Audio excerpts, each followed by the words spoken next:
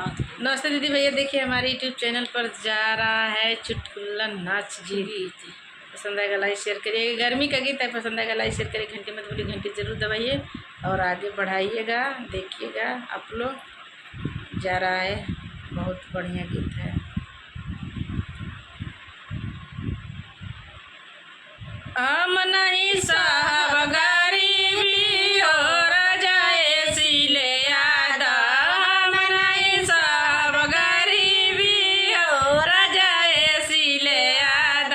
चाहे ससुर जी के खेतवा भी कहीं है, चाहे ससुर जी के खेतवा भी कहीं है, चाहे भी चाहिए उनकर बीबी हो जाए सिले याद, चाहे भी चाहिए उनकर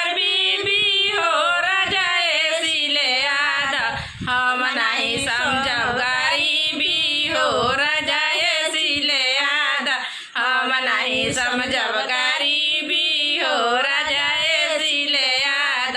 चाहे भसुर जी के खेतवा भी कहीं है, चाहे भसुर जी के खेतवा भी कहीं है, चाहे भी चाहिए उनकर बीबी हो जाए सिले याद, चाहे भी चाहिए उनकर बीबी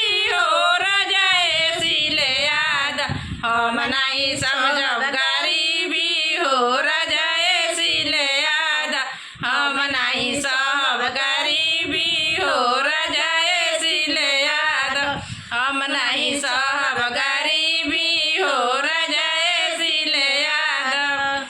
चाहे देवर जी के खेतवा भी कहीं है, चाहे देवर जी के खेतवा भी चाहिए, चाहे भी चाहिए उनकर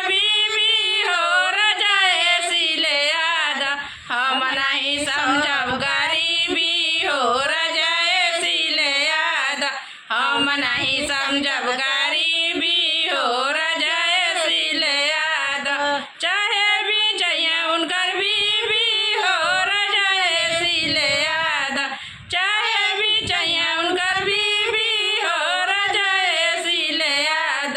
अब नहीं समझब गरीबी हो जाए सिले याद, अब नहीं साहब गरीबी हो